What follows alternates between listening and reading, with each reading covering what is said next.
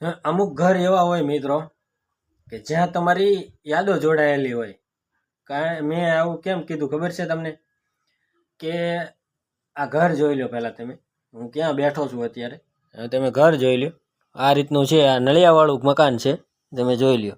આ બાજુ રૂમ છે, આ એકદમ દેશી આપણે ગામડાનું મકાન છે, જોઈ લો તમે.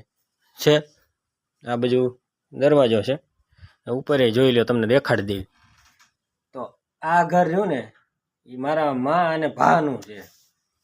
મારા ભા તો વયા ગયા, પણ એ જ્યારે જીવતા હતા ને ત્યારે જુઓ તમે એમનો આ ધોકો એ હજી સાચવેલો પડ્યો હોય. બતાવી દઉં તમને, જોઈ લ્યો. આ લાકડી છે એમની. હવે આ લાકડીનો ટેકે ટેકે એ કાયમ હાલતા, બરાબર.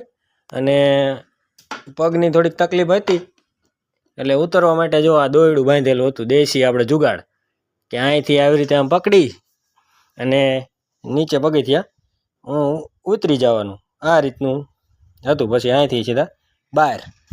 તો મારા મા તો અત્યારે છે એ અમારા ઘરે જ છે. અને આ જૂનું મકાન છે. આપણે ક્યારેક ક્યારેક અહીંયા આવીને બેસી તો અહીંયા કેવું છે, ઘણી સારી યાદો છે આ ઘર જોડે. અને ઘણા બધા ખરાબ પ્રસંગ પણ હોય, કારણ કે એક સિક્કાની બે પાછું હોય. સારા પ્રસંગ, ખરાબ પ્રસંગ. અને તમારે પણ આવી યાદો હશે, તમે ઘણી વખત જોતા હશો. અને આમાં તો કેવું છે, અત્યારે હું બહાર ગામ ગયો તો પછી આવ્યો એટલે હું અહીં બેઠો શાંતિથી. પણ તમારે તે જેન્યુઅન જો ફોલોવર વધારવા હોય ને, તો તમે જેવા છો ને એવા તમે સામે બતાવો. ખોટી બધી બીજાનું માગીને કે આ તે એવું બધું હવાબાજી નહીં કરવાની.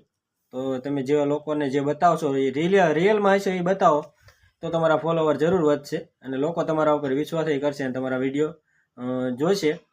તો આપણે તો જો જેવું છે એવું કન્ટેન્ટ કાયમ બતાવતા હોય છે. હવે આ ઘર છે અમારા મા એમનું જૂનું છે, તોય મેં અત્યારે તમને બતાવ્યું, બરાબર. તો અલગ અલગ તમે ટોપિક ઉપર વિડીયો કાયમ બનાવતા રહ્યો, તો તમારે વિડીયો જલ્દી વાયરલ થાય છે અને જલ્દી ફોલોવર વધશે. તો અત્યારે તો હું અહીંયા આવ્યો તો આમ તો આંટો મારવા આવ્યો હતો, પણ એવું થયું તમારી જોડે વાત શેર કરું એટલે બેઠો હું શાંતિથી. અને અહીંયા તો અત્યારે શું, અમે તો ઓછા, મારા બાપા હું આવે સાંજે. ચાલો, જય માતાજી.